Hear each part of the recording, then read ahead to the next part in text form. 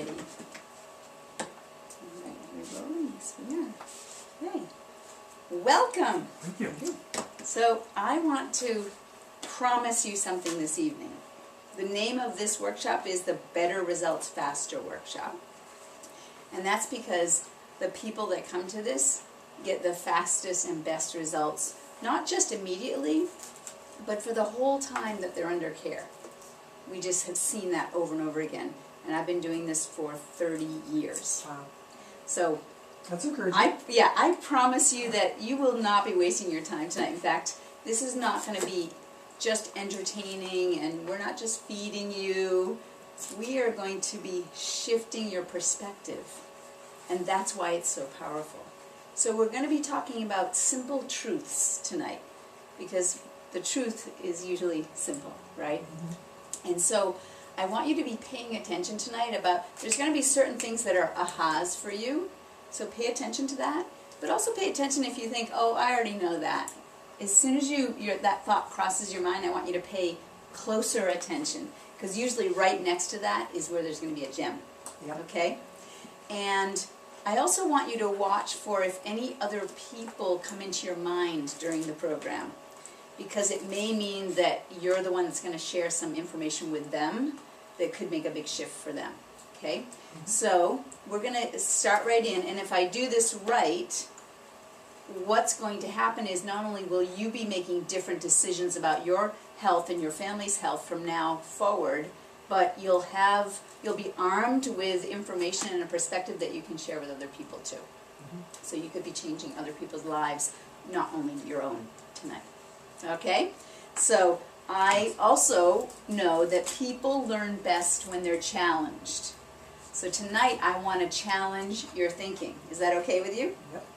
All right, so we're going to start with a pop quiz. So the first question is, let me turn this on, here we go, is which nation spends more on health care than any other? What do you think? I would say we do in the United States. That's right, absolutely. In fact, we spend over $2 trillion a year on health care. And we far exceed even the number 2 country on the list. We're more than double. So we far exceed that. And what is it that we're spending our money on? Is it on acute illnesses, the cold, the flu? Is it on broken bones? Is it on accidents and injuries? Is that what we're spending our money on? Or is it something else? I'm not sure, but I would guess that there's so much of everything. Yeah. And what allergies and asthma. Yeah, so those are not short-lived, are they? Now. Yeah, No. those are not short-lived, are they? That's chronic, right? Mm-hmm. Yeah. We spend the vast majority of our healthcare dollars treating chronic illness. Yeah. So just notice that, because our bodies were designed to perhaps have a cold or a flu. That's part of the innate design, right? But anything that lasts more than 6 weeks, we have to start to question what is going on that the body hasn't figured that out. So chronic illness is a sign of malfunction in the body. Whereas if you stub your toe and it hurts for a while, that's normal. That's actually healthy normal for that to happen, right? Yeah. But any kind of chronic illness, we need to start questioning. We've normalized it in our culture, but we need to start questioning and thinking more clearly about that.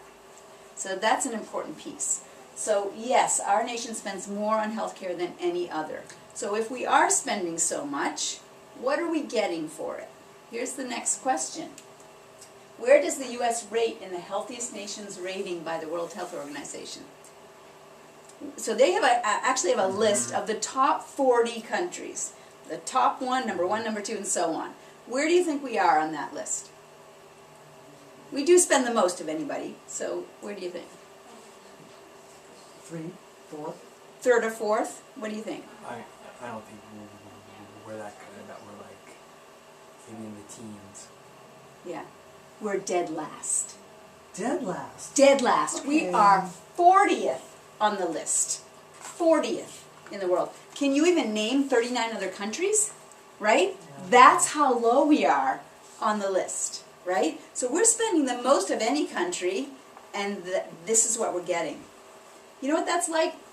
That's like if you were to go to a car dealership, and what would be your, if you could have any car you wanted, no matter what the price, what would it be? Oh, jeepers. I love cars, so. Okay, go for it. What would it be? Well, I don't know. I'd have to shop, but I would say, right off the top of my head, maybe a. I like stuff that's high, but maybe a Cadillac Escalade or something. Okay, all right. So just imagine that fully loaded, okay? And it's going to be expensive, but you've saved your hard-earned money, and you know what it's going to feel like to drive that car. You know what it's going to smell like, what the service is going to be on it, right? So you go to the dealership, you put your hard-earned money down, and here comes your car out from around the back of the lot. Here it comes.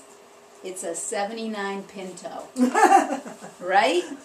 And what's the warranty on that? Oh, Yeah. the service on that is if anything breaks, we'll take it off for you, right? That's what it's like, what we're getting, right? Yeah, and believe it or not, it was Mike Huckabee that said, you can never design a sustainable system that can successfully take care of people who are not taking care of themselves. It doesn't matter who pays for it, right? It's a big topic right now in the country of healthcare, right? Yep. And who's going to pay for it, right? But the system is broken. Do you see? So that's so important. So now that we understand that, let's look and see, how do we know that this system is broken? Let's look at it in detail, right? What do the statistics tell us about the model that we have right now? You tell me, is obesity and overweight, is that number going up or down?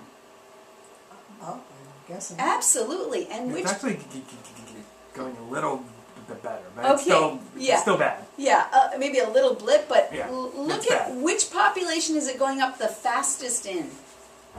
The poorest. Children. Our children. Yeah. Our children. They're building special wings on hospitals just to move fat kids around. Okay? That's not just a little rise in one small group. No, that's a huge thing, right? Okay, you tell me, heart disease and strokes, is that number going up or down? Lately, I know several people that have had heart disease and strokes. Yeah, So, right. I'm Exactly. older, so I don't think of it as odd as much as, because maybe we're conditioned to expect. Yeah, so watch now. 30 years ago when I started to do these talks, the number was 508,000 people a year are dying of heart disease. Now it's 1 million a year, right? And are they dying just on the day when they forgot to take their medication? No, they're following all of their doctor's orders, and it's still happening. Cancer, is that going up or down? Are we winning the war on cancer? Not really. No. And which population is it going up fast in also? Young. Our kids, yeah. Number one, depending on what you look at, number one, number two, leading cause of death in kids is cancer. Allergies, asthma, as you said, going up or down, right? Up. Now, do you guys remember when you were kids, right? You go to the school nurse's office, right? And what was there? There was, a comfortable, bed, couch thing to lay on, a cool cloth for your forehead, a thermometer, right? A telephone to call your mom, some Band-Aids, right? Yeah. Do you know what the school nurses' offices are like now? They've got separate cubbies for all the kids, for their medications, inhalers, and EpiPens. And you know what an EpiPen is for. Yeah, not just increase in allergies like hay fever, we're talking life-threatening allergies, right? Mm-hmm. That's what's happening, yeah? ADD, ADHD going up or down?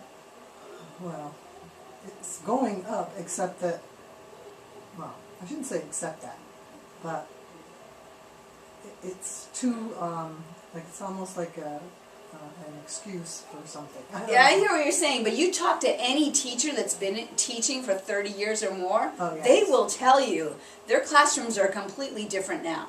Yeah. Autism, up or down? Yeah, Definitely, way up. Yeah, definitely. yeah.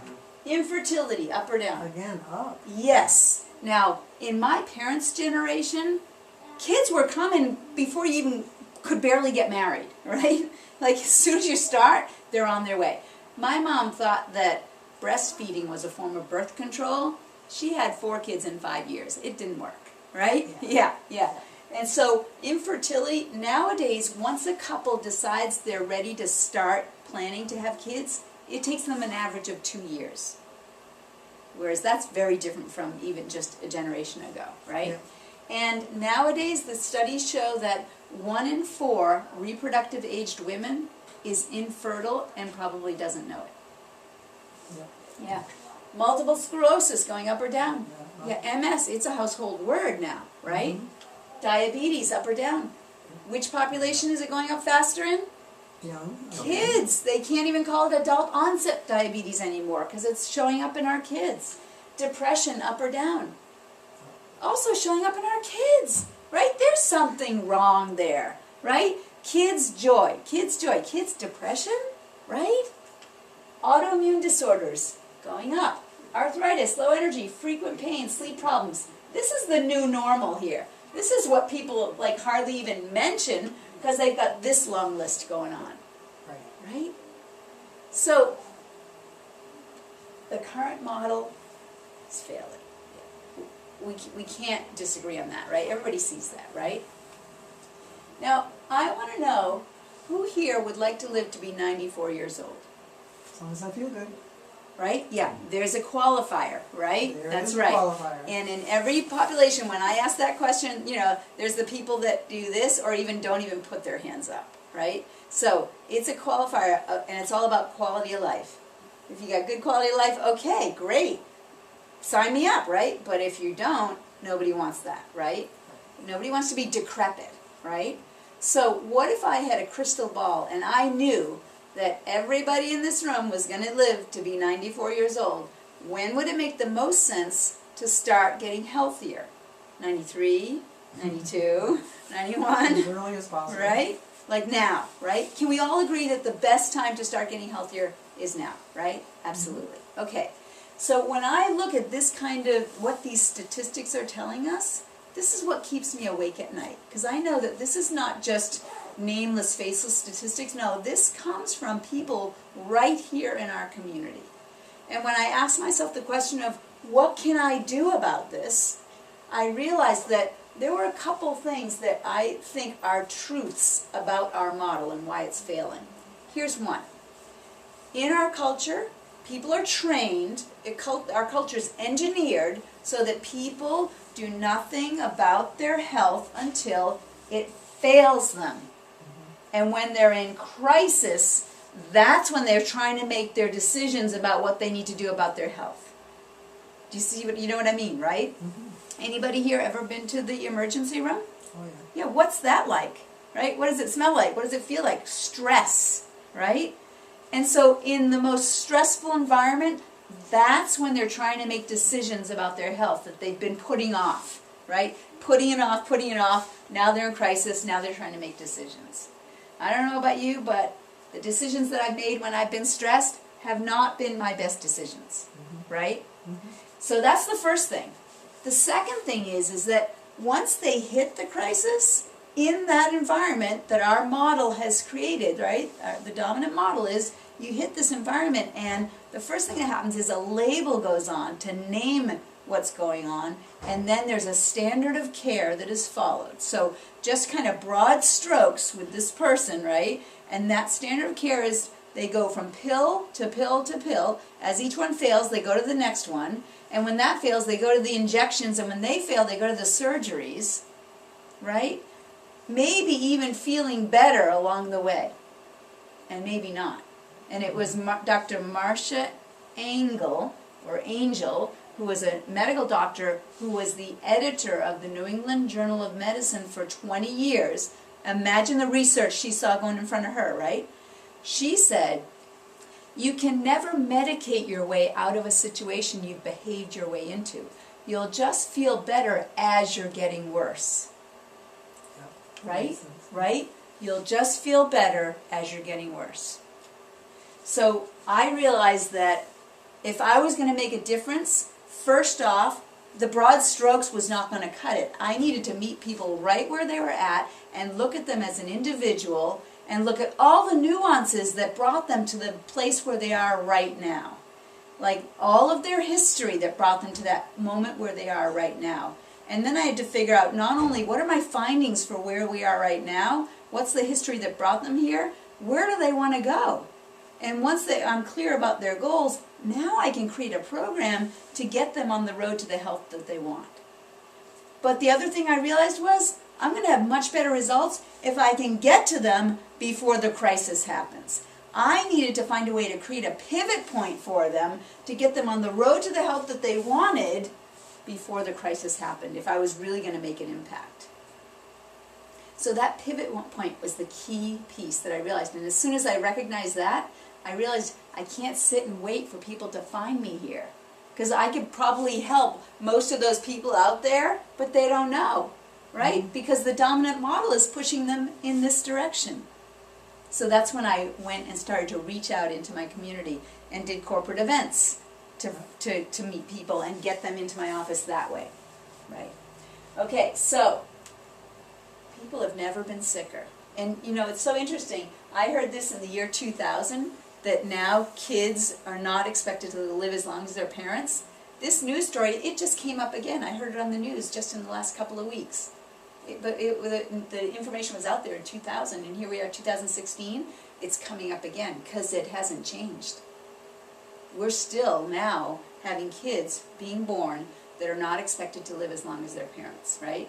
And we think generations have gone by where every generation is living a little bit longer than the last. That's not happening anymore. That's a problem, right? Our culture is engineered to push people towards chronic illness unless we do something about it. And so, you know, actually, let's go back here. So, I like to get real about this because sometimes the nameless, faceless statistics, people kind of glaze over. But as I said, those numbers are coming from people right here in our community. Like maybe right now you know people who are struggling to try to get their health back or struggling to keep their health. Maybe it's friends, neighbors, coworkers, or you know, family members, or maybe it's you. Maybe there's things going on that you've tolerated that now you're discovering maybe there's something that you could do about it, right? Maybe it's just about not living to your full potential, but you recognize, wait, I want more than that. And we just agreed, nobody wants to be decrepit when they're older, right? Yeah. And so this is about you and your family and your friends and the people that you know and love. So I don't know about you, but when I hear presentations, the more that I know about the speaker, the more I seem to get out of them. So is it okay with you if I share a little bit of my story with you? Please.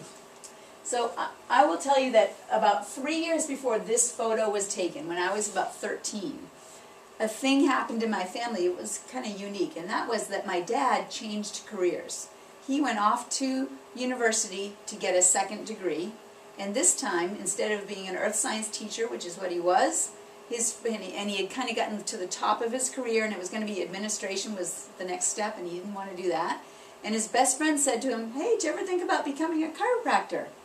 And he thought, no, hadn't thought about that. So he researched it and he thought, this looks good. So he goes off to chiropractic school when I'm 13 years old, right? And so he comes back on his first vacation, and he comes home to a sick little girl. And I had strep throat. Anybody here ever had strep throat? Right? You remember what that's like, right? My tonsils were almost touching. They were so swollen.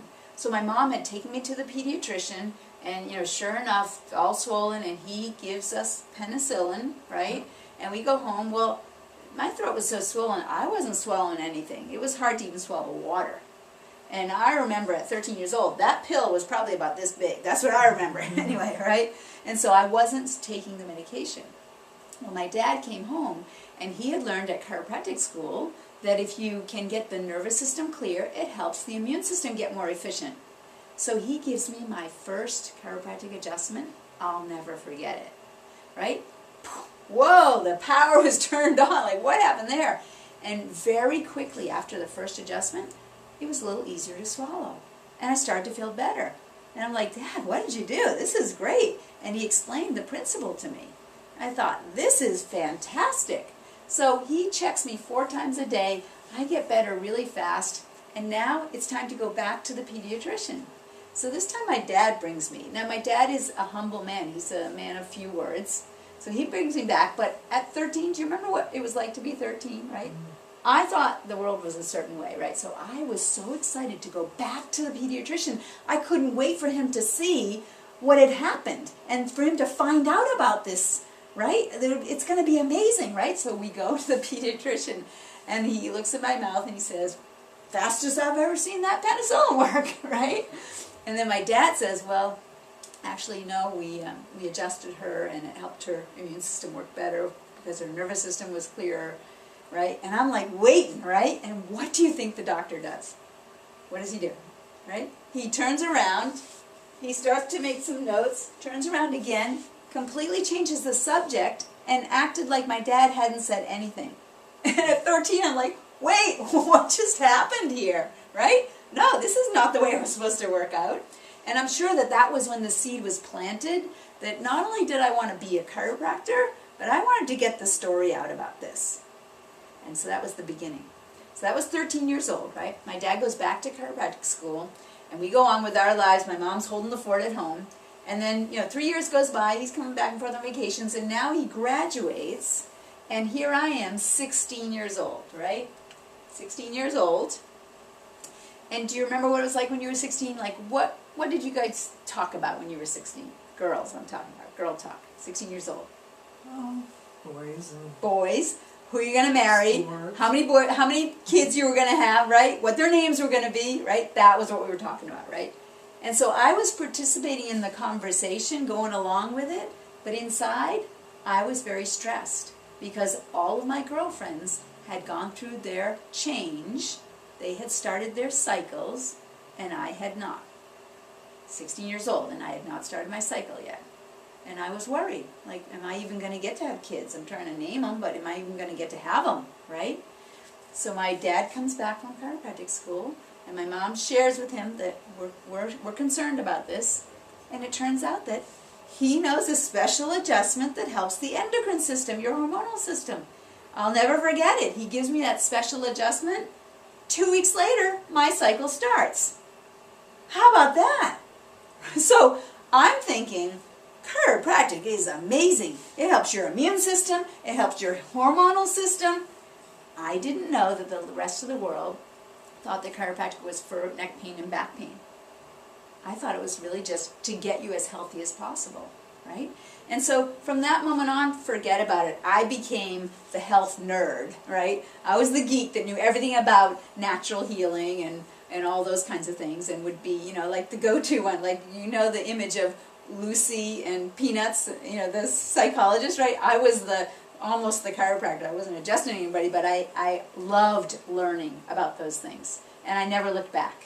And so that was 40 years ago, right? And so for all of these years, I've probably helped over 10,000 people get their health back. It's a lot of people to help. And I've been studying what the healthiest people in the world are doing and what the best practices are over all that time. And so if I were to narrow it down, actually, what's the rest of my story? Right? I got a girl out of it, right? Because my body, it worked right, right?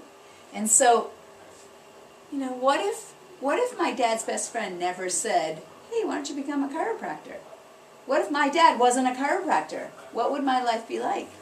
It might be very different, right? So think of the people that just don't know, and they're on the road to just the way our culture is, and don't know that there's another whole way that they could be living that could get them exactly what they want as far as their health goes, right? So it's so important to create that pivot point. And for me, the pivot point started at 13 years old and again at 16. And then I was on the road, right? All right, so if I could take everything I've learned over these 30, 40 years and distill it into 3 main points, this is what it is. First, you are brilliant. You're designed to be healthy, and your spine is your lifeline. So we're going to unpack each one of these now. First off, you are brilliant. How do I know that? Because from the very beginning, the design is there. We're brilliant. Think about it. We have 2 half cells that join together to make one single fertilized cell, and you have everything there to make an entire human being, right? And in the beginning, those cells, they're all identical. So they replicate, all identical. So it's like a mulberry. And then at a certain moment in the first few days, all of a sudden some of those cells start to change. They differentiate. And something shows up called the primitive streak. Do you know what that primitive streak is going to become? Your nervous system. That's right. That's the very first system to show up in the embryo is the nervous system. So the spine shows up, and then the brain lobs on top pretty quickly. The heart shows up very early on as well.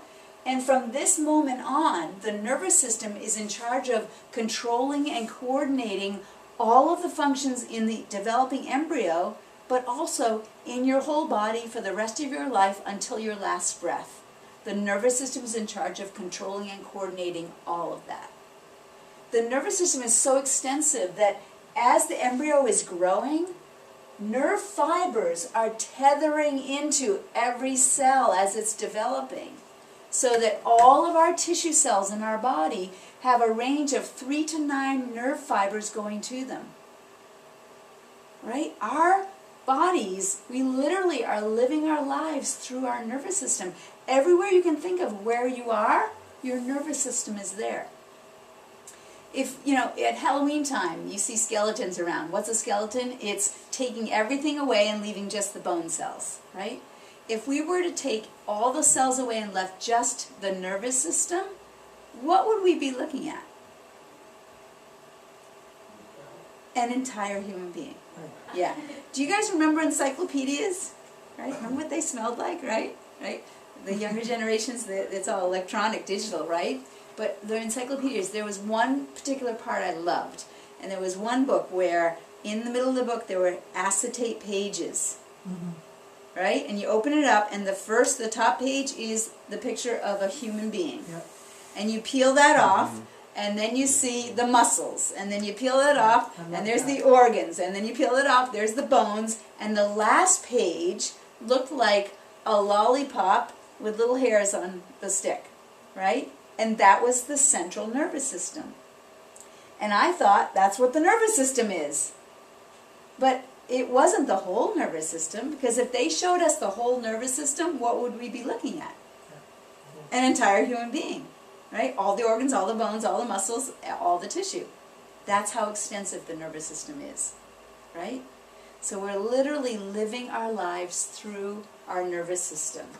And the nervous system is starting as the very first system in the embryo to develop. So the nervous system is the first system. The first bones that we grow are the base of our skull and the top vertebra, the atlas vertebra. That's the very first bones that we grow. The first muscles that we grow are the muscles that control all that movement of those two bones. And so think about the first thing that a baby does when it comes out of the womb and gets to encounter gravity. What's the first part of its body that it starts to work with and master, right? Picking up its head, right? So this top part here is a really important part in our nervous system right here. Brilliant design, right? So think about everything that the nervous system does. It's in charge of controlling and coordinating everything. Think about how we're breathing, our kidneys are working, we're digesting food, our lungs, our heart, right? All these things are all happening without us even thinking about it. It's a brilliant design, isn't it? Mm-hmm. Yeah. Okay, and so if we think about it, we are designed to be healthy. Did you know that when a smoker stops smoking, the very first day that a smoker stops smoking, you can literally see the lung cells start to get healthier the very first day. We were designed to be healthy. If you think about if you went camping and you forgot to bring fresh water and you were really thirsty and you took your water bottle and you filled it up in the stream and then you just drank it, what do you think might happen? Giardia. Yeah, you might get sick, right? You start to get rid of that water and everything in it from both ends, right? You might even get a fever trying to take care of that. But if you had thought clearly before you drank that water, and what could you have done to that water to make it safe to drink? You could have boiled it, right? So it turns out if you get a fever, it's just another way of boiling that water. If you don't do it beforehand, your body will do it once you take it in, right? So that's a brilliant design. Think about the fever, the fact that we can create a fever in our body and it can heal us, right? And it would be essential because if we didn't create that fever, right, then we wouldn't be able to take care of those microorganisms. Do you see? Mm-hmm. So that's a brilliant design.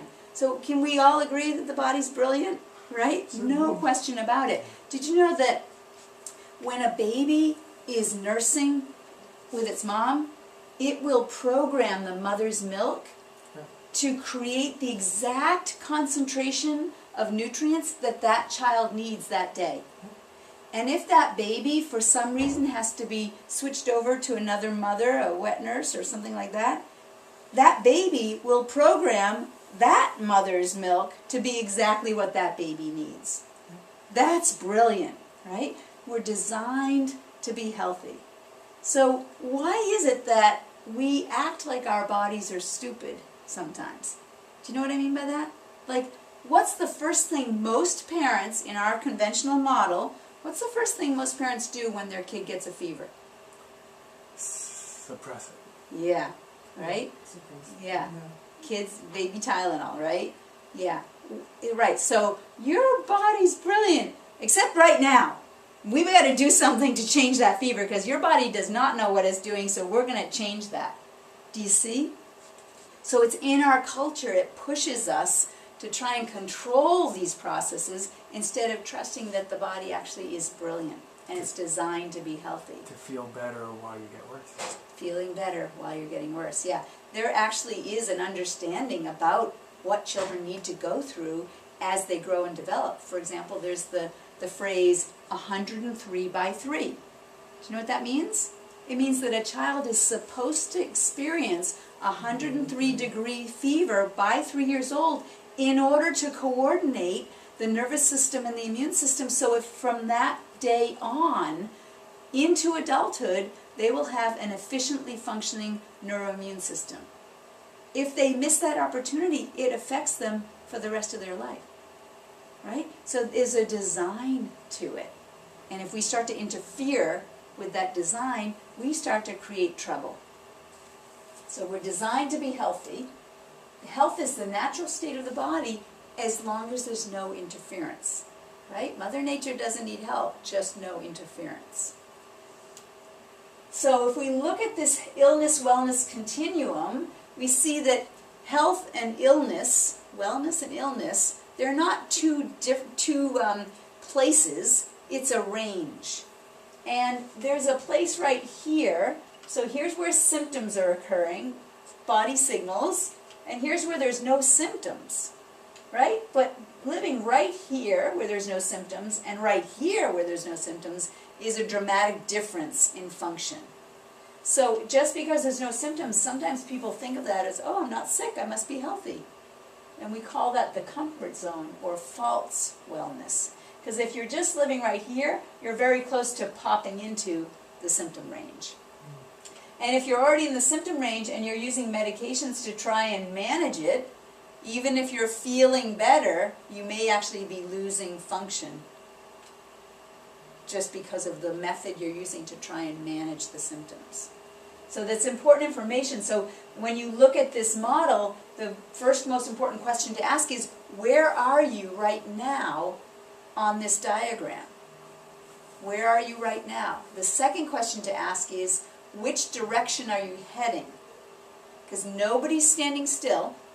We're going to be moving in one direction or the other. And the direction that we're moving will be the sum of our lifestyle choices that we've been making. So if we're making mostly great lifestyle choices, we're probably moving in this direction. If we've been making what our culture says are the choices to make about your lifestyle, there's no question we'll be moving in that direction. So which direction are you headed? Next question is, how fast are you moving in that direction? Because there's going to be a velocity to it as well. And not only that, there's going to be momentum that's happening in that velocity. So if you change your mind and you'd rather be moving in a different direction, it could take a little bit of inertia to overcome as you make all the right decisions before you actually start to see the difference. And on top of all that, there's a friction in our culture that is pushing people in this direction. Does that make sense? Mm-hmm. Yeah. So, very important paradigm to consider here. And if we think about this idea of health, like what exactly is health? Everybody has different definitions for it. Some people say, as long as I'm not sick, I'm healthy, but we can see where that would go, right? So, if we think about health, I like to just keep things simple. So I have a 3-word definition for health. Want to hear it? Optimal cell function. That's what health is. Optimal health is optimal cell function. That's what it is. So if that's what health is, what is sickness? I've got a 5-word definition. Lack of optimal cell function. Yeah. That's what it is. So if we start to think about sickness and health the same way we might think of darkness and light. What is darkness? Is darkness a thing? Is it something you can put into a box to take care of? It's not, is it? Absence of light. It's the absence of something. That's right. So if you don't like the darkness that's happening, what do you need to do? Add light, right? That's the solution. If you don't like the darkness, you just add light, right? Mm-hmm. So if you don't like the sickness that's happening, what do you need to do? Add health. Add health, that's right. But what is it our culture programs people to do when they start to get body signals of sickness? Go treat those symptoms. Name it, give it a label, and now go through the standard of care with it. Thinking that it's a thing that you can cut out or that you can poison, right? If we think, as long as we're thinking of sickness as a thing, this model makes sense. But if we start to think, well, the sickness is there and I just need to start adding health, what health do I need to add here? It's going to take you in a completely different direction. Do you see? So if you don't like the sickness that you're having, you just add health. That's the solution to that. Yeah. And so if we look at what all the scientists that look at health would agree on, it's this, that there are 3 things that are needed. Genetics, environment, and lifestyle. That's the health equation. So genetics, what exactly is genetics? Too much now these days, people think of genetics as a curse. Oh no, my genes, I've inherited these genes from my parents, there's nothing I can do about it, and now the more we know about those genes, the worse it's getting, because, oh no, we're going to predict what we're going to die of, right? Here's what I think of genetics. Genetics is this God-given, passed down from hundreds of generations of successful human beings. And what is it that's being passed down? This double helix of potential. Our genetics is our potential from a long line of healthy, successful human beings. And when I say successful human beings, because we wouldn't create the next generation if we weren't successful. Do you see? Mm-hmm. So we've got that potential there. And now, what do we do with that potential? So it turns out that there are 2 things that will either upregulate or downregulate our genetic expression. It'll either turn the genes on or turn them off. And so what are those 2 things? Environment and lifestyle. Our environment is everything that's happening around us, right? It's the food that we eat, it's the air that we breathe. It turns out you can't hold your breath when you go outside. And you can't change the birth family you were born into, even if it's dysfunctional. You're stuck with that one this time around, right? So there are certain things about our environment that we don't necessarily have full control over. But our lifestyle, we have 100% control of that, because that's all about our choices. Yeah. And so lifestyle is where I want to spend all my time and energy as far as helping people, because that's going to have the greatest impact on the expression of our health. Lifestyle is where it's at. Our choices matter. And all of this is happening over time. Time is ticking. People think they have time, right? They're procrastinating. Procrastination is the thief of health. think about this. If you imagine, what in the bathroom, the mirrored cabinet is the, what is that? It's the medicine cabinet, right? So if in one house, you open that medicine cabinet and it's filled with medication, and then in the other house, it's empty, which family do you think is going to be the healthier family? The empty cabinet. The empty cabinet, right? Anybody here like hoping they're going to get a medication, the new medication this year, right? Nobody wants that, right? Yeah. And so when we look at what is the health equation, we want to start looking at lifestyle, because the environment in our model pushes us to then use things that could help us feel better as we're getting worse. And we even see it hitting Time magazine. The new science of epigenetics tells us that our choices matter, and not only for ourselves, but it can affect future generations as well. Yeah, so that's important information for us, and I want to get this information to all the reproductive age people in our community, so that they know that there's something that they can do about it. Their choices matter. And sometimes they're at the age where they think that it doesn't matter. Like they can get away with things, and they can't. So I want to show you this, this commercial that is profound on getting the idea across of how our choices matter. Let me bring it up here. All right. And then I'm just going to bring my computer over so that you can hear the sound, because my speakers stopped working today.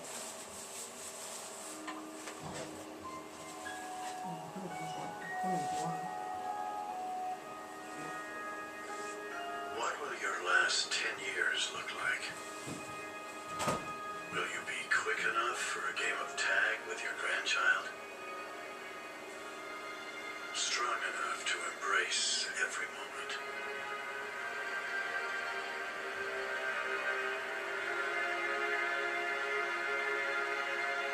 Will you grow old with vitality? Or get old with disease?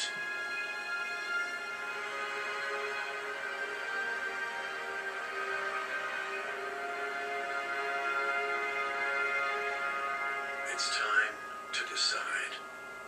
The average Canadian will spend their last 10 years in sickness. Change your future at makehealthlast.ca. Right? That's the commercials that the Canadians get. Right? How about that? What are the ones that we get? Not those, right? Pharmaceutical. Yeah, exactly. So the pharmaceutical industry that is telling us at every commercial what you need to do to manage your health, lifestyle choices, right? Teaches us at every commercial how to move in this direction, right? So, profound, right? Could you see it? Like the same guy, 2 different lives, 10 years, right? Fantastic. So there's something called the triangulation of aging, and it's this idea that as we age, we're just going to lose our quality of life. It's just going to tank. Like, that's just the way it is. But it turns out there's another phenomenon that's called the rectangularization of aging. It's this idea that you could have great quality of life and then you're done. The burning question in both of your minds should really be, what are these people doing right here? That's what we want to know, right? Mm-hmm. And I'll tell you that we know what these people are doing. We've studied it. We know what the best practices are. And that's what I want to be sharing with people, is what are those best practices. And this is, if I was going to distill it all down, your spine is your lifeline. It's one of the key things that we need to know about that. So let's dive deep into this and look at the spine. First off, the spine is housing the nervous system. So the central nervous system is the brain sending the messages down the spinal cord to go out through the nerves to go to every cell and back again. And as long as the messages go out to the cells and back again without interference, you get to be healthy. But if there's anything that interferes with that flow, then it starts to cause trouble. And so it's all about flow. And if you think about other ways of flow happening in the body, think about airflow, right? If you have good airflow, you're getting the oxygen that you need. If you start to constrict that airflow, not going to be good. If you actually block that airflow, you're in trouble, right? Think about blood flow. If we block the blood flow, not good. If we constrict it, also not good. Just takes a little longer, right? Same thing, if we cut the nerve to a cell, science tells us that cell will die within 1/7 of a second. And if we irritate or restrict or interfere with that flow, it also is going to cause malfunction, just not as fast, right? So flow is what it's all about in the body, and particularly in the nervous system. And so where is this flowing? Right up and down the spine. And so we actually have a suit of armor to protect the central nervous system, and that's the bones of the spine. And the helmet of that suit of armor is our skull. So it turns out that the central nervous system is the only system in the body that is completely encased and protected in bone. That's how important it is. It's also pretty delicate too, so it needs to have that function of protection. And that's the suit of armor. So let's look at the spine, get an idea of the suit of armor. So when we look at the spine from the front, straight is strong. So we want it to be straight to be strong from the front. When we look at it from the side, we want to have spring in the spine. So the curves create the spring in the spine. When a baby is born, its spine is in a C shape. That's the easiest way to fit a large thing in a small space, right? So it's in a C shape. And when that baby comes out, as we said before, what's the first thing that it does? It learns how to pick its head up. And as it does that, it creates a secondary curve in the neck. And then, when that baby starts to see things further and further away and wants to get to them, it gets down on its belly, starts to creep and to crawl, and that belly sinks down, and it develops a secondary curve in the lumbar spine, so that when that child is ready to be upright and weight-bearing, it's now created these beautiful secondary curves, forward at the neck and forward at the waist. So whenever you're thinking about the healthiest way to hold your spine, that's what you want to be thinking of, forward at the neck and forward at the waist. Not forward of the head, but forward at the neck. It's a very small little part, but it's essential. And these two curves are what maintain that spring in the spine. And that's what keeps the spine healthy. That's what keeps the suit of armor functioning at a high level. And so if that's what healthy normal is, what's happening in our culture every day? Okay, we got the people that are like staying up too late, crashing, not getting enough sleep, the alarm goes off, right? They get up, they're groggy, they go downstairs, they throw something in the microwave, right? As they're checking their text messages, right? Then they get in the car and they drive to work and it's rush hour and they're stressed out from that. They're late, they get to work, hey Joe, how's it going? Deadlines, oh yeah, right? Work, work, work, stress, stress, stress. Finally, time to go home, get back in the car, more rush hour, oh, trying to get home. They get home exhausted, throw something in the microwave, and now it's time to relax before they go to sleep, and they sit on the couch with the remote, right, or go on the computer and keep checking email and surfing the internet, and what is happening to their spine by the end of the day? What do we see happening, right? We don't see the healthy, normal secondary curves. We see it's back to that primary curve that the fetus had. Do you know what they call this positioning? Fetal positioning, right? So fetal positioning is appropriate for fetuses and for any other human being at any time in their life when they need to protect themselves. So this posture is known as survival posture. It's a guarded posture. And we should be in this posture when we're being attacked. That's what it's designed for, as a reflex to protect from being attacked. But all day long, right? Deadlines. Our brain is perceiving that as an attack. And so we go into this survival posture. But when we go into survival posture, it's going to increase the wear and tear on the spine, so it accelerates it 5 times faster than what we would see in a healthy normal. And so it starts to create that wear and tear in the bones and the joints. Yeah. So if we're not taking care of our suit of armor, it could start to affect our nervous system, which then could start to affect our function. So if we are overloaded, it turns out that the spine is like a circuit breaker for us. So in your house, if there's an overload of electrical activity, we have a system that's going to protect the house from blowing up. Circuit breaker, right? Yeah. And so the circuits will only blow when we're overloaded, right? They don't just go off randomly.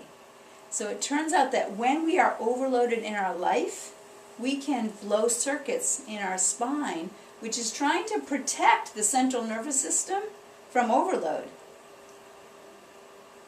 The blowing of the circuit, that's the subluxation. So check out what that looks like, right? When we misalign our vertebrae and blow the circuit, what happens to that nerve, right? So that nerve that's carrying the messaging to the rest of the body and back again, now that's a distorted message that's going through there. And it actually makes it more vague. So when the vertebra misaligns, it now makes the messaging that's going back more vague. Did you ever have that experience of, don't overload me with the details, I get it, right? Did you ever have that experience, right? So when we're overloaded, just give me a vague idea and I can manage that, but I can't handle the details. So that's what happens when we're overloaded, is we'll create these subluxations as a way to manage a stressful experience, whether it's a big macro stress or just an ongoing micro stress that won't let up, that we just can't manage that anymore either, and that accumulates. Now, once we have the subluxation, notice that a subluxation, it's not a dislocation, it's not the joint being stuck on the other side of the joint, no, it's a misalignment where it's out of alignment. And so we have to ask the question, let's say that you fell exactly in a way that would misalign a vertebra, right? Let's say that just happened, you fell and you misaligned the vertebrae. If your brain was tracking this, what would we expect the brain to do? Tell us it hurts. Yeah, but what else would it do? If it was tracking what was happening here, what would it do? Put it back in place. Put it back, right? So what is it that is attached to bones that moves those bones around? What tissue? Muscle. Muscles, right? And so how do muscles get to move? Because the nervous system tells them, right? So muscle won't work unless the nerves are telling it what to do, right? And so if you have an overload and it misaligns and the brain was tracking that, then you would think the brain would say, oh, okay, if that's what's happened, let's just tug on the muscle on this side and get it lined up again. That would make sense.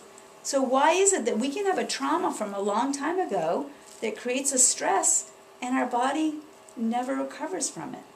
And we still have that misalignment, that subluxation, years later. Why is that happening?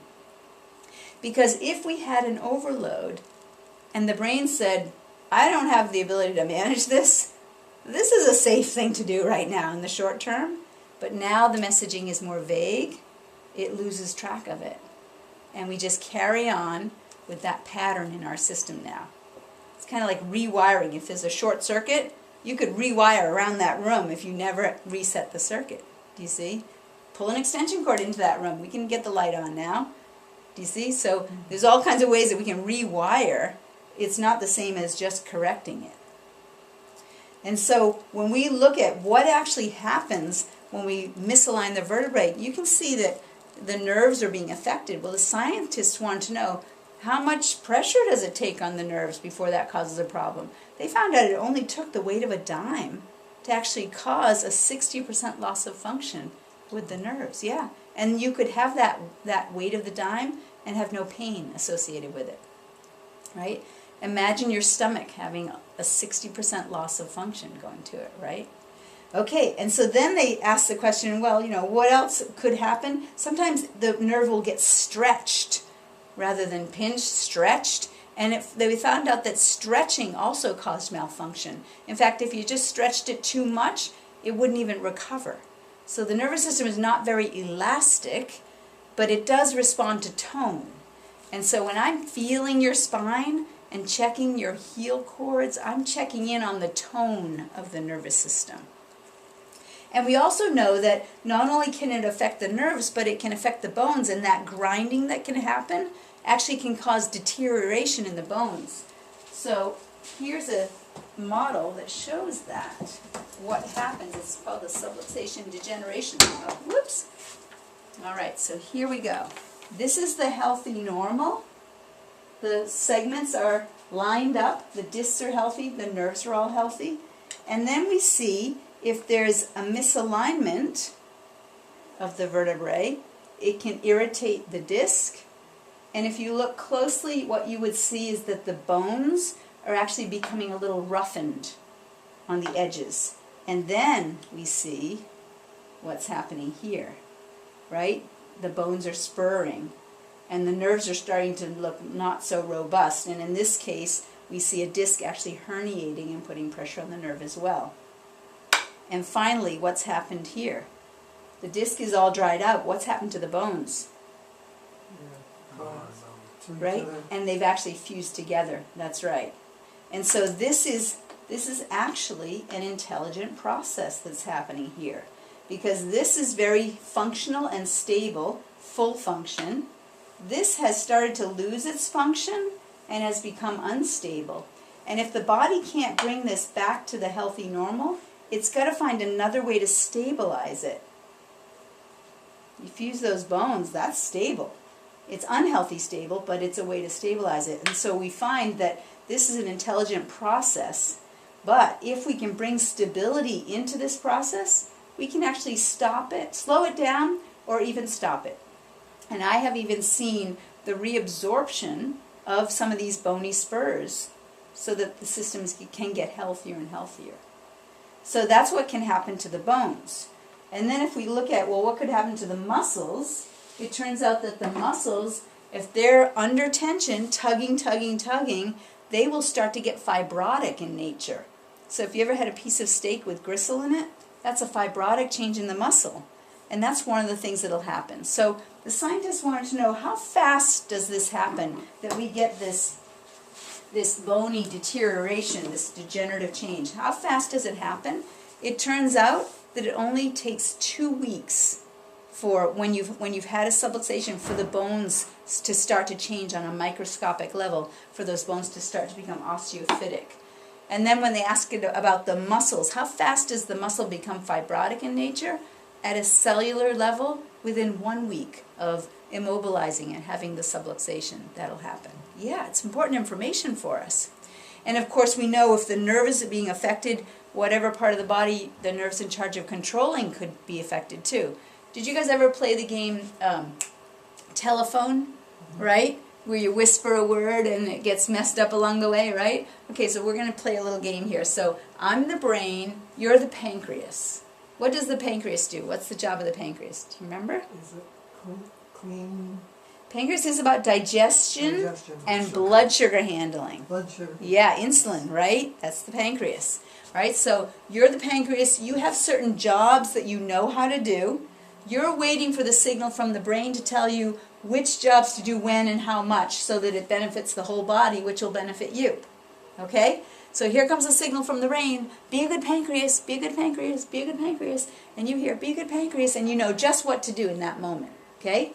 All right, but if there's a subluxation, and here comes the message, be a good pancreas, but by the time it gets to you, you hear, be a good...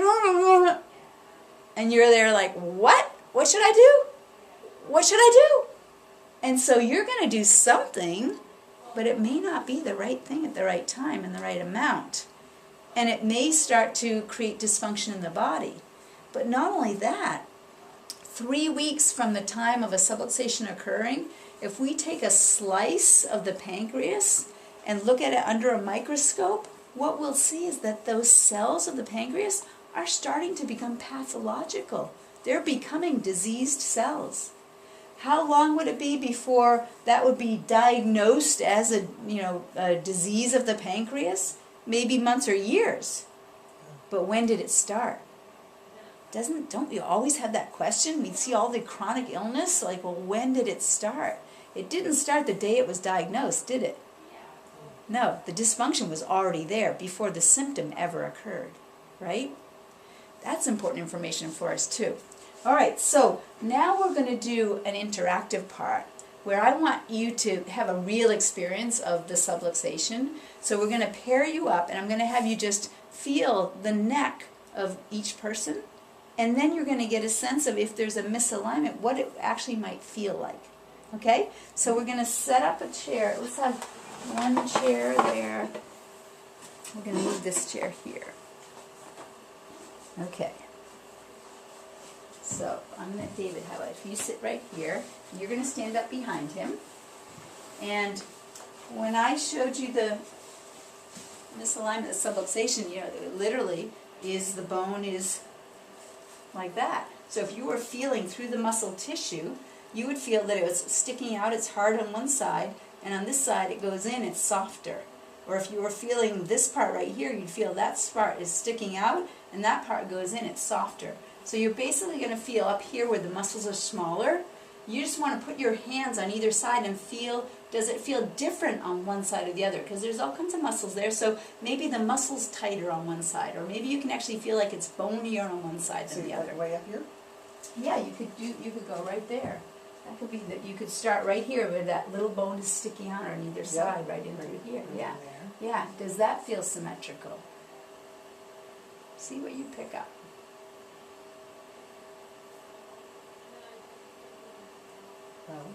Got something? Somewhat. Yeah, what do you got? This feels, it's a little lower than this side. Okay, let's see. You're exactly right, yeah. Like this is actually sticking out on this side, right here. That one right there is sticking out and it goes in on this side.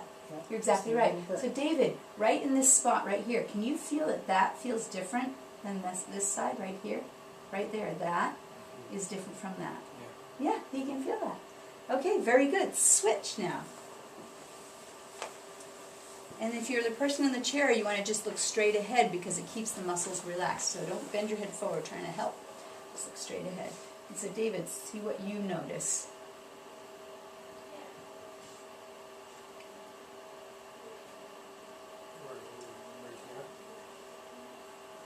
You're exactly right. And so can you feel like that right there? It sticks out. That's right, exactly. Yeah, can you feel the difference? Like this, the muscle's tighter here, and here the bone is kind of sticking out. You can feel it, right? Yes, I can. Yeah. So, Which is my tense side. yes, exactly. So do you see how straightforward this is, right?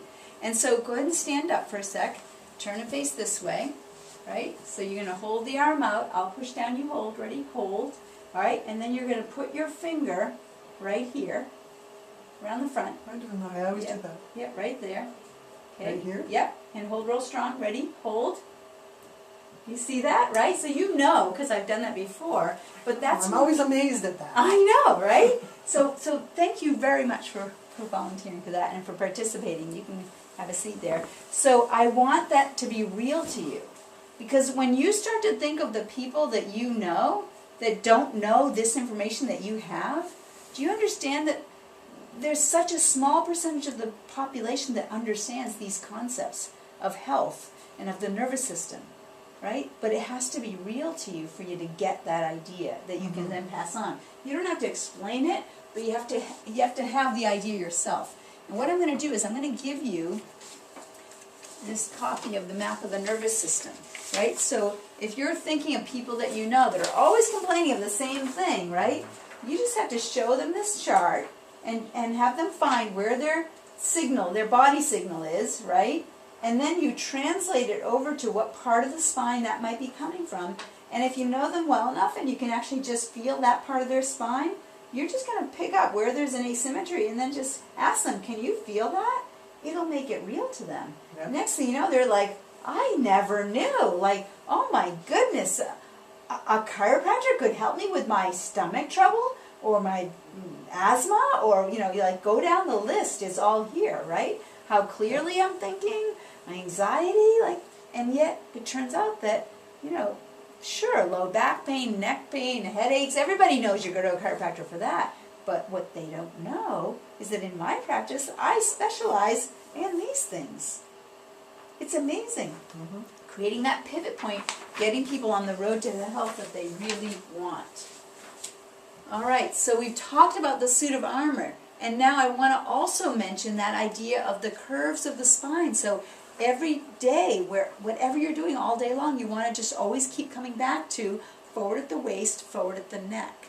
And I'm teaching you as you go along the best practices for sitting posture, for standing posture, for bending posture. You're going to get them. We're going to bring you there, right?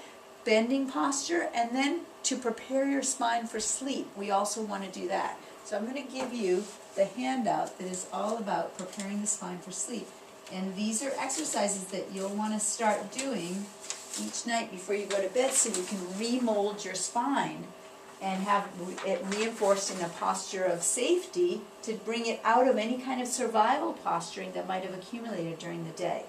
And if you do this each night, you're going to be turning the stress switch off each night so you'll get deeper healing while you're sleeping. Okay? When you look at that chart, it's going to talk about these pillows or these towels you're going to use to support the spine, to remold it.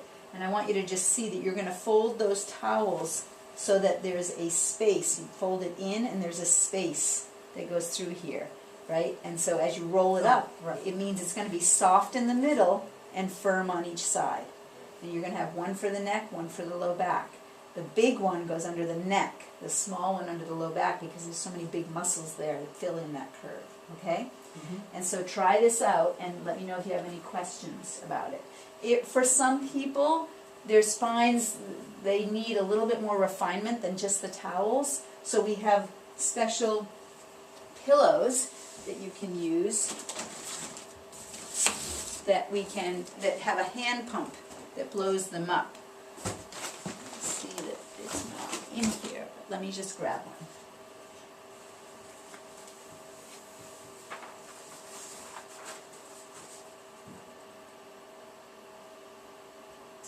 Okay, so the neck vitalizer, it actually has a little hand pump. So when you lie on it, you pump it up, and it supports your spine perfectly so you can do those exercises with ease. And then the lumbar one does the same thing under the lumbar spine. So try out the towels first. If that works, great. If that doesn't feel comfortable, then these tools can be used. So is that to remold the spine as you're doing the exercises? At Or night to before you go to sleep. And then you take them out. You take them out to go to sleep. That's right. And have whatever you're... Yeah. And the Sleep reason is, system. the reason is because the discs get hardened up when we are sedentary. So when we're moving during the day, the discs get all malleable and we can change their shape. But when we're sedentary, whatever shape they're in, they harden up in that shape. So if at the end of our day we're sedentary like this, they harden up in this fetal posturing, this survival posturing, and then you go to sleep and you've triggered your brain to just be in survival mode all night long. If you remold the posture before you go to sleep, it turns the stress switch off in the brain, and you'll get deeper healing happening while you're sleeping as well. So it's a very important process that you can start to incorporate right away. Now, if you are thinking about how can I support my spine when I'm sitting, right behind you, there's a chi pillow. And that pillow right there is actually an orthopedic pillow that you blow air into so that when you sit back against it, the way it's made, it's going to support the curve in your spine. And we have more sophisticated ones you can use as well. The jazzes for behind you, the sambas to sit on so that it keeps your spine moving when you're sitting. Some people will sit on a therapy ball, a physio ball, to keep their spine moving, but you can't put that in your car, right? And you can't put it on your office chair. And this is a way to get that same kind of movement with just a pillow sitting on your chair. And then when it's time to go to sleep, to continue to support your spine, I love these ChiroFlow pillows. And what you do with these is you actually put water into them, and then the weight of your head on the pillow will then displace the water so it comes up and it supports your neck. So this is another great tool to be using so that you can actually have the best night's sleep and really support your spine when you're sleeping. Okay? Great. So now that we understand how to take care of our suit of armor,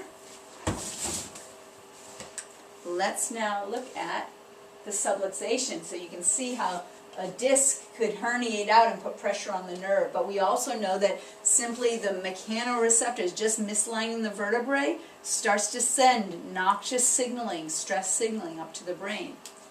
And the causes of subluxation, it's overload. Just like in our house, it's not random. It's only going to be associated with overload. So whether it's physical posturing overload, whether it's chemical overload, or mental emotional stress, it's all going to be overload that causes the subluxations. And these bad habits, they add together, they accumulate over time.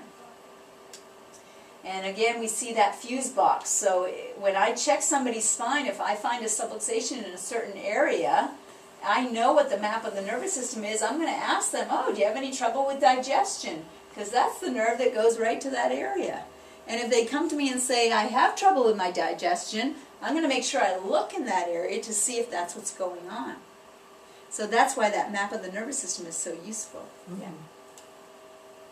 And of course, remember we talked about time going by. So yesterday, maybe in the past, you used that famous strategy of maybe it'll go away, right? Just ignore it, maybe it'll go away. But I don't know about you. The things that I ignore, what usually happens? It gets worse, harder to fix, more complicated, right? More expensive, and sometimes you can't fix it if you ignore it for too long. Today, maybe even today, people are still using that someday management. Someday I'll get to it. Now's not the right time. It's too hard. It's too expensive. I don't have time for this in my schedule, right? We hear those excuses, and every time you hear them, what direction is that person heading, right? We just know, right? So we've got to create that pivot point for them. And then, of course, tomorrow, we can't predict the future, but if we were going to, we simply would have to look at what is the sum of all the lifestyle choices that that person has been making, and it's going to be sending them in one direction or the other. And I say the best way to predict the future is to create it. And that means we have to make our lifestyle changes. We have to change, and it's all about our choices today, right? Best time to make those changes is today. And so, again, we ask, what direction are you headed? Well, if you did nothing to make those changes that need to happen, what is it going to be like 5 years from now, 10 years from now, right? What are we going to expect? We saw the movie, we saw the commercial, what we can expect, right? Think about your friends and family and loved ones that are hoping that nothing bad is going to happen, but they're living as if they're going in this direction, right? I've seen it. You've seen it. Yeah, Yeah. I've seen it. Yeah, you see the results of it all day long, right? And so let's ask the next important question, which is, if you had it your way, what do you want to be doing 5 years from now, 10 years from now? What do you want? If you could have it your way, what would you be doing more of? Doing more exercise, dancing, playing with grandkids or your own kids as they're growing, right? All kinds of things. Just imagine what you really want, and then just ask yourself, what are you willing to do to get there? And what kind of pivot points need to be created for you and for your loved ones to get what you want? So if we look at this, and of course all the time we see people who are saying, well, I take aspirin for the headache that it's caused by the Zyrtec that I take for the hay fever, and it goes on and on of all the medications that they're taking to address the side effects of the medication that they were on before that, until finally, I take Paxil for the anxiety, for the Zocor I take for my high cholesterol, because exercise, a good diet, and regular chiropractic care is just too much trouble, right? It's crazy, right? Most people have Tylenol or ibuprofen or Motrin or one of those NSAIDs in their desk or in their purse just to help them get through the day. But yeah, most people have that. But what they don't know is there's actually a lifetime limit to how much your body can take of that before your kidneys start to fail.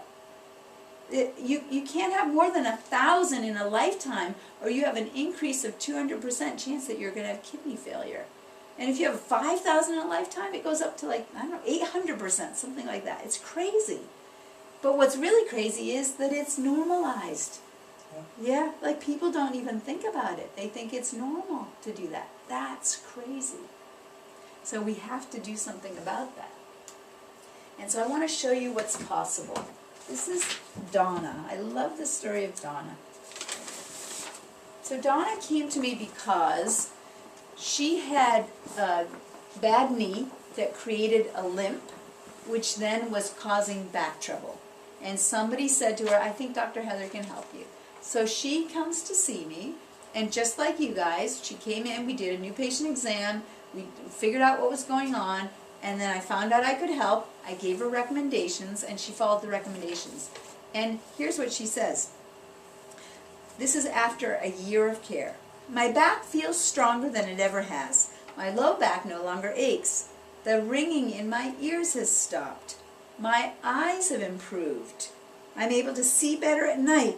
I went to my eye doctor, and my right eyesight has improved by 1 click and my left eye by 2 clicks. She literally changed her prescription.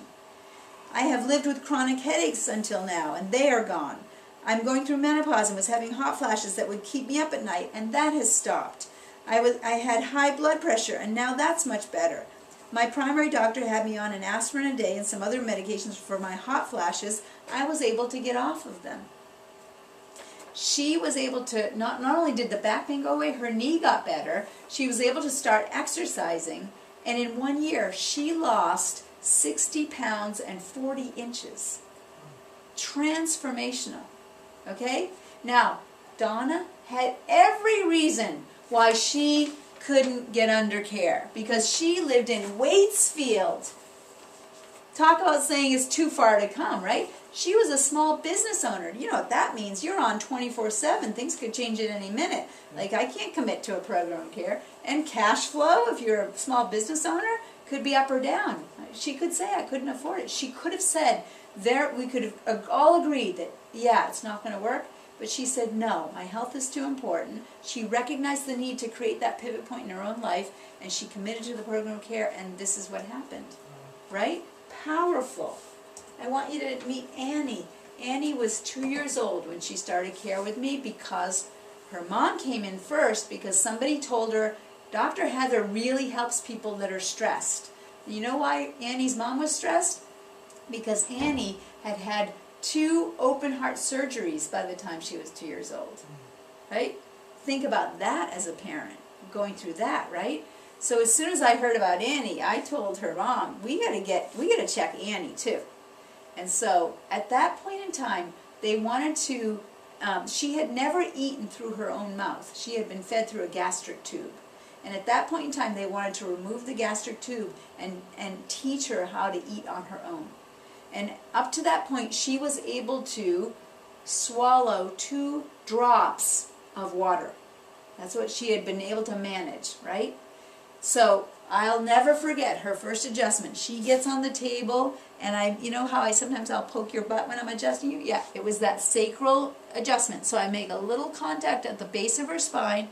Annie jumps off the table, runs over to the water cooler, and starts to point at it, like she wants to play, right? And her mom's like, this is great, but don't put a lot of water in that little cup because she's just going to tip it out. We get the little Dixie cup, we put a quarter of it with water in it. Annie takes that, drinks the whole thing down. Her mother starts crying, I start crying. Oh my gosh, it was a miracle. Like, we couldn't believe it. Like, do you think that I knew that that was going to happen? No way. No way did I know that was going to happen. But what did I know?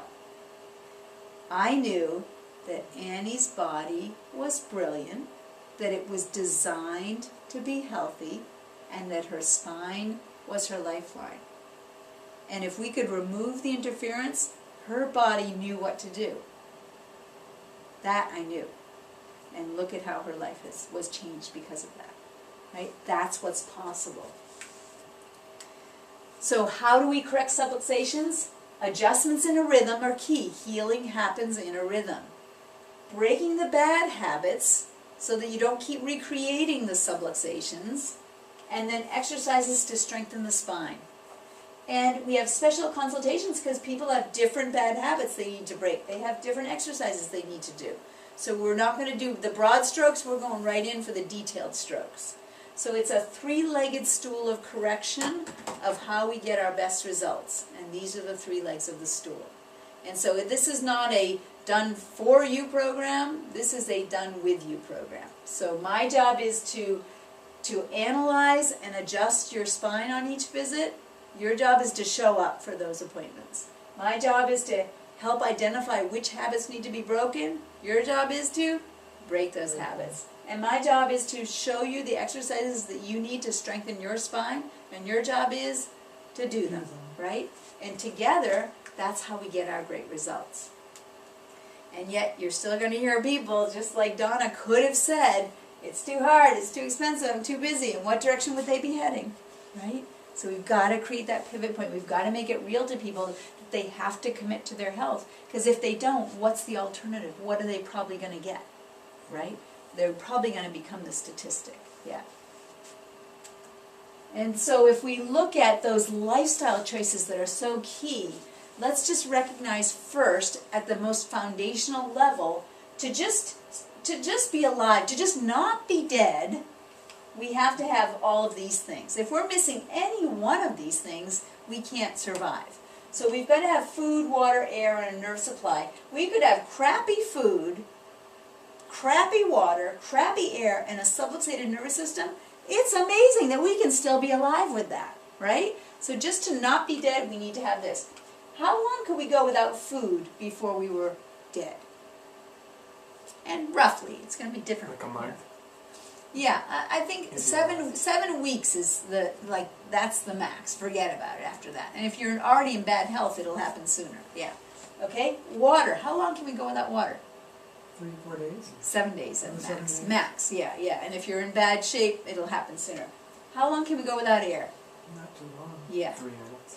Maybe 7 minutes at the max, right? I actually met the world record holder for holding your breath. The contest happens underwater.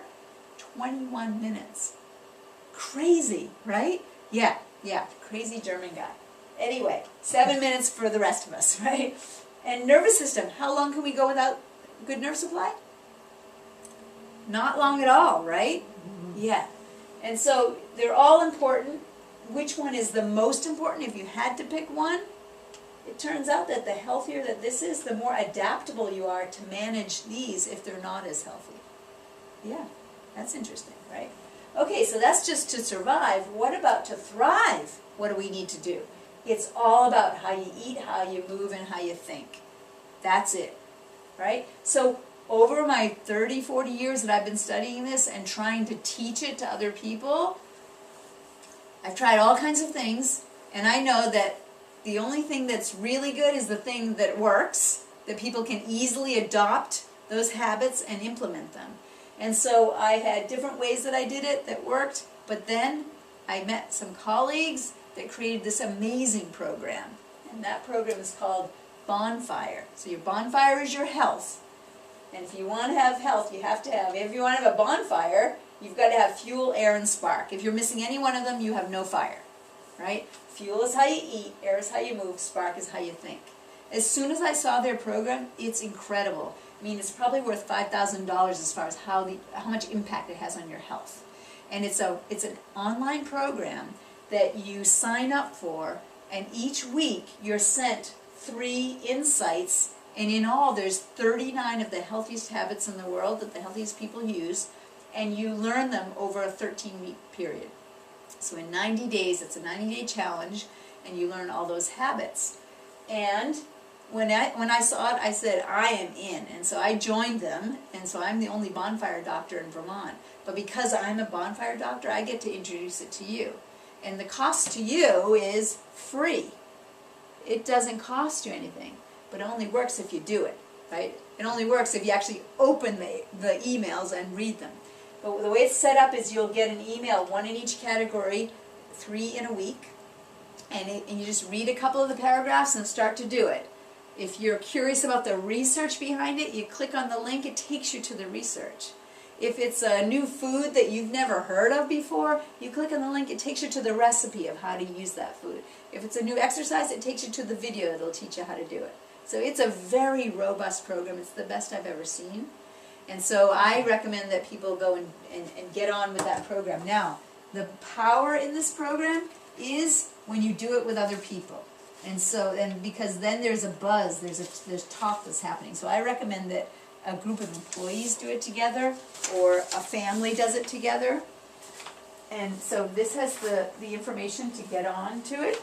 And so really talk about, share it with other people and get a group of folks that want to all do it together, that are all going to commit to it. Even have a little challenge with it, like, all right, who's going to adopt the most habits in those 13 weeks and have a prize or something like that, right? Mm-hmm. So that's really the way to do it, to keep you strong with it so that you really implement it.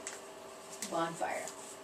And so when we are thriving, that's when we experience human fulfillment, when we can live out our purpose, when we can share our gifts with other people. And our purpose is to educate and adjust as many families as possible toward optimal health through natural chiropractic care. That's what we do. And the last part, my story, this is a colleague who lives in Massachusetts. He's a retired chiropractor. And one day, he was walking along his country road, picking up bottles and litter and so on. It was March, so there were frost heaves, just like here in Vermont. And as he was walking across the road, a car was coming, so he hurried to get out of the way, and he tripped on a frost heave, and he went right down into the ditch. His hands went into the ditch and never hit the bottom. His face hit the other side of the ditch. Yeah, he hears this pop sound, he sits himself up, and he feels a little dazed. The woman that was driving by stopped to see if he was okay. We should call the police. He's like, no, I just live down the road. I'll drive myself home. Just follow me. Make sure I get there okay. He gets in his car, drives over railroad tracks and frost heaves, right? He gets home okay, thanks the woman, goes in the house, and by this time his neck had just seized up in spasm. So he tries to lay down just to get comfortable, and he can't lay down. It's too painful. So he realizes, as a retired chiropractor, I've done something here. I better check this out. And so he starts to check it out. No, I can't put my head back. Can't really turn it from side to side. And when he starts to put his head down, he feels this tingling through his chest. Do you know what that's a sign of? Yeah, it's spinal cord injury. Sign of spinal cord injury. So he's like, this is not good. So he calls a friend. They get the EMTs to come over, right? What's the first thing the EMTs do when they get there? Stabilizes? Yeah, board him right up. That's right. They get him to the hospital. They take an x-ray. It turns out he has 9 fractures in the top 2 vertebrae in his neck. 9 fractures, right? And so he's in the hallway on a gurney in this little country hospital, right? And all the residents in the hospital are all coming over, looking at his chart and asking him, can you wiggle your toes? Why are they asking that? What are they expecting? But he won't be able to. They're expecting quadriplegia, right? If you fracture all that and you damage the brainstem up there, right, you're expecting quadriplegia, right? He has C1 and C2, 9 fractures, right? So it turns out his response to them is, yes, I can wiggle my toes. You're the 5th person that's come over. Get me out of the hallway. These pants are uncomfortable. Can you, help me? Stop bothering me. It turns out that he had no neurological damage. That's incredible, yeah. And so I hear about this from my brother, who was also a chiropractor in Massachusetts at the time, and he calls me up and he says, Dad's okay. You know, when you hear that, you're thinking, what's wrong, right? And then he says, he broke his neck in 9 places. And I'm thinking, what's okay about that? Quadriplegia would not be okay for my dad. Dead would be better than quadriplegia for him, right?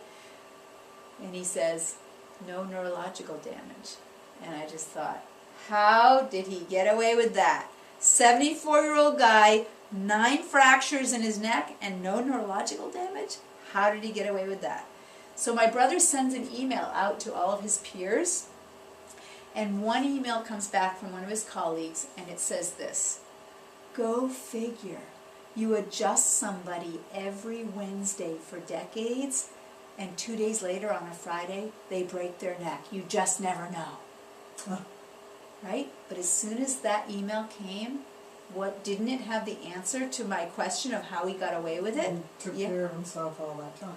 That's right. So if you have a clear nervous system, the brain knows where everything is. it's not a vague idea, it's a very precise idea of where everything is. So that when a trauma happens, the brain can do the best it can to maximize function and protect the system. So you have the best outcome when a trauma happens. That's the side effect of wellness chiropractic care, right? And so it turns out that no neurological damage, and when the surgeons looked at his films, they recognized that although the fractures were there, everything was in place. So you see, when those muscles seized up, they held everything in place. They boarded him up and stabilized him long before the EMT people came, right? His body did that itself, right? And so they had this procedure where they realized they didn't need to go in and fuse the vertebrae to stabilize it. It was already in place. They just needed to protect him so it wouldn't displace while it healed up.